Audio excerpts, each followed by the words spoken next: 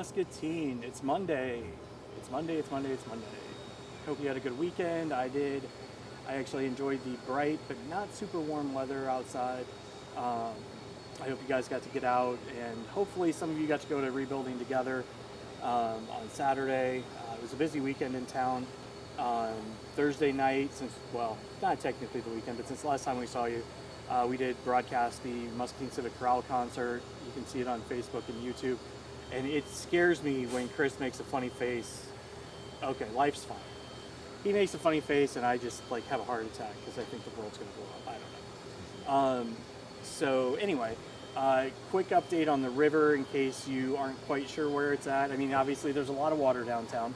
Right now we're sitting at about 22.23, so 22 and a quarter feet. Predicted to crest, looks like, according to the National Weather Service, somewhere around 22.7, so almost 23 feet.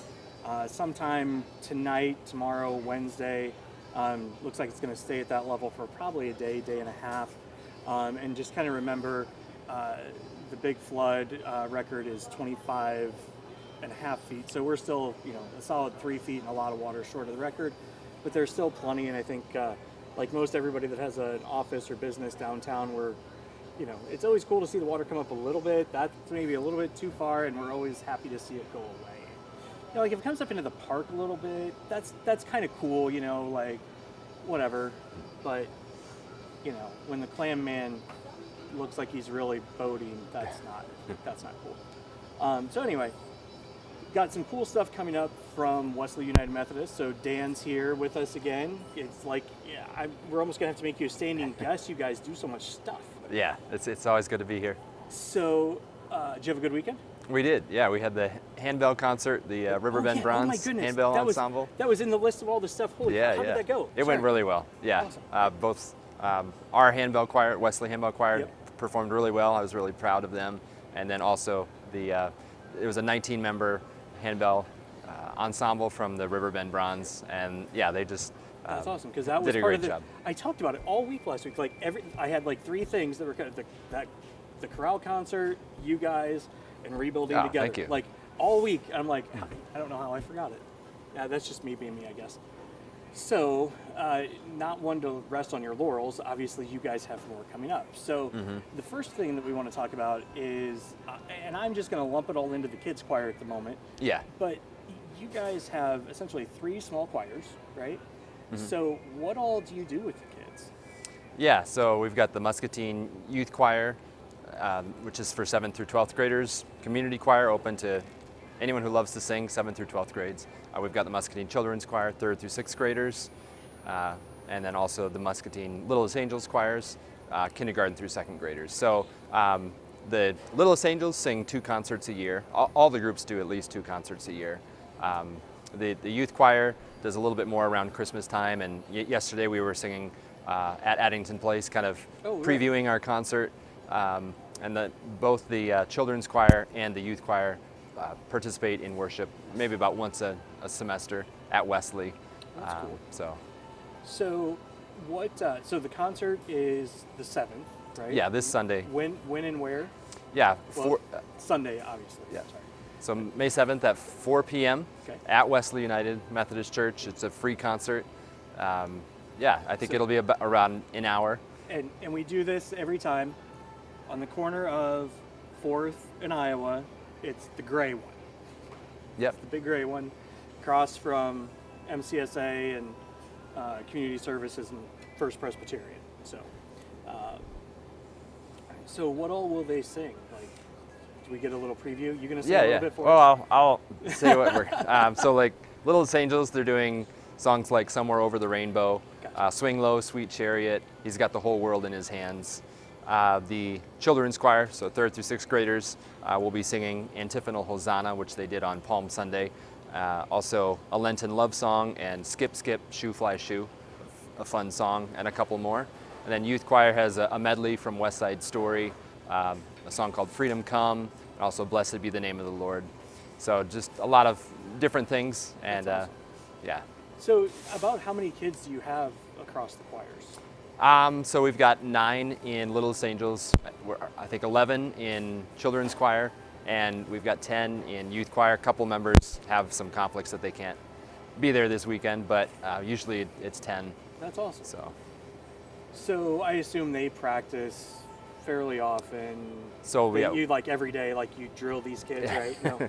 Well, once a week for all of them. Okay. So the youth choir is on Sundays from 3:30 to 4:45 at Wesley, and then Monday afternoons from 4 to 4:45. Both the other two choirs practice. Gotcha. And that's open to the community, correct? Yeah, not just Muscatine. I mean, we have kids from L&M, from Muscatine schools, from the Quad Cities, homeschoolers. We should make sure we get that on the community calendar, so as people Okay. are looking for things for their kids to do, Yeah. we get it on there. So that's coming up, and of course you'll be able to see them later. Your kids can participate in that. The other cool thing that's coming up, it's the 11th, am I correct? Yes. Is Yep. Martha Redbone. Mm-hmm. So part of the Jackson concert series, you guys, what is it, about 7 concerts a year? 6 to 8, I'd 6 say. to 8? Yeah. Okay. I was close. Mm-hmm. Yeah. And so Martha is a Native American, African American woman who was born in Kentucky, I believe it was, somewhere Yep. in Appalachia. Yep. Then also spent time in New York, and has created this. How would you even describe what she? I mean, there's a big infusion of, kind of the gospel that she inherited from her African American father, kind of the, using rattles and things like that. That is kind of her Native American Right. mother's influence. Also music just of Appalachia, just kind of this woodlands, kind of all the family members that she's known over her lifetime. Just really the importance of family. And also, she focuses a lot on social justice as a woman who, has a lot of times the African Americans and Native Americans have been not treated as fairly. Right. Yeah, and I'm going to say, sitting here, I fully recognize it's hard for us to describe that. So the thing that I love how she describes on our website, because I went through and I kind of looked through her website and I got to peek in on a couple of her YouTube videos. I'm going to watch some more today, but I love how they describe it. It's a unique gumbo of folk, blues, gospel from her childhood in Kentucky and pre-gentrified Brooklyn. So just the fact that you're calling music gumbo, because she's like the vocalist, the songwriter, the composer, she's the whole 9 yards. So, Mm-hmm. And if you're calling that gumbo, I don't know if you folks have ever had gumbo. It's amazing, and it's never the same twice. Well, I shouldn't say nobody makes it the same, I guess. And speaking of which, we should see if they're doing almost Mardi Gras. We should call Chris and Brenda and find out, because that was super good. Sorry. Mm-hmm. So, what else do you know about Mardi? Well, when is the concert? What Yeah. else would you like to talk about? So Thursday, May 11th, it's an afternoon concert at 2:30 p.m. So this is with conjunction with the Quad City Visiting Artist Series. So she's going to be around the Quad Cities all of next week. So she comes for usually about a 45-minute performance. So yeah, we'd love people to come out. Again, it's a free concert, and just something we don't hear every day Right. here in Iowa. Yeah, and that's, again, we talked about this a little bit, and I've talked about it with several guests over the last couple weeks, but the number of unique things that several groups bring to this community is always amazing, right? Mm-hmm. The Jackson Concert Series is a perfect example of, this long-standing tradition, that sits, I'm going to say next to but not in Wesley United, and you guys, it's constantly stuff, and I always go back to, the bluegrass, The Monroe Crossing. Monroe Crossing, Yeah. Just, it's stuff that is great entertainment, and it's stuff that you wouldn't necessarily think oh, I'm going to go to 6 of these kinds of concerts a year, or this is my favorite music that I turn on every time I turn on Spotify. But what it does is it opens up a whole new thing you can appreciate Mm-hmm. with no commitment, right? The concerts are free. Yep. You go, you enjoy it, you learn a little bit, and maybe you don't see anything with them until the next time they come to town, or whatever. But it's and I use the Civic Chorale concert Thursday night as a perfect example. It was 30s and 40s, Gershwin kind of stuff. It was fun music, you know, you'd recognize all of it, right? And like Jack Benny, like all of a sudden I'm like, when they started doing the skits, I'm like, oh yeah, okay, I remember what that is. And you guys just do a great job of that. So thank you very much. Yeah, I also want to mention, like with Martha Redbone, you know, the music is going to be wonderful, but also the storytelling. You know, sometimes you go to a concert where, yeah, you love the music, but just the stories that they are able to share, the struggles that they've been through, just, you know, being able to view like what an artist is going through, that's really cool. And she has, if you want to get kind of an idea, there's, if you go on YouTube, is it Tiny Desk Concert? Yep. If you search Martha Redbone Tiny Desk Concert, it was one that she produced during COVID. Yep. And you know, I think this is one thing, we talked about it with Brian and Cameron from Eugene Levy last Thursday. You know, COVID, I mean, it hit a lot of people hard, no question. It hit performing musicians really hard, right? And I think, you know, she kind of tells some of that story, and she talks about, you know, what it's like for her. And you mentioned before the show how much she's enjoying, like, being able to be back out. So, Jackson Concert Series, what does the rest of... Yeah, just a little preview ahead. Well, July 31st, Josh Duffy is kind of becoming an annual tradition. He's going to be performing the music of Count Basie and Duke Ellington. I think he's bringing his band, and so it's a Monday night at 7:30 p.m. July 31st.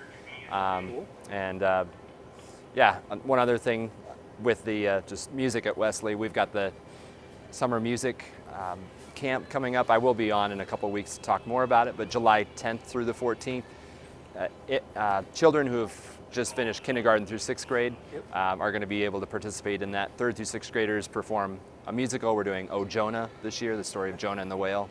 Cool. And the younger kids how are you practice getting the whale songs into the sanctuary? I'm still working. I mean, still doing some brainstorming. I mean, you got a lot of room in there. You just got to get them in.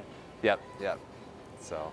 And if you guys haven't experienced a concert in Wesley's sanctuary, it's amazing. Like, I've been able to be at the symphony and a couple other things. Man, it's a great environment to just enjoy a concert presentation. You guys have got it all right there. So. Yes. Yeah. You never stop, do you? Not really. You've got a great team, though. I'll say this: like, I remember when I sat down with you guys that kind of do the Jackson Concert Series. You know, there was what, 5 or 6 of you there that day, I think. And, you know, you all definitely contributed. Like, I mean, it's a great team effort. So it's another great thing about Muscatine, right? So, look out. Anything else big?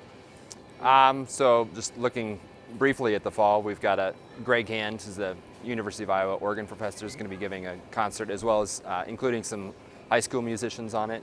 October 29th, it's a Sunday at 4, and then November 3rd, the singing contractors, just two guys who love to build things and sing gospel.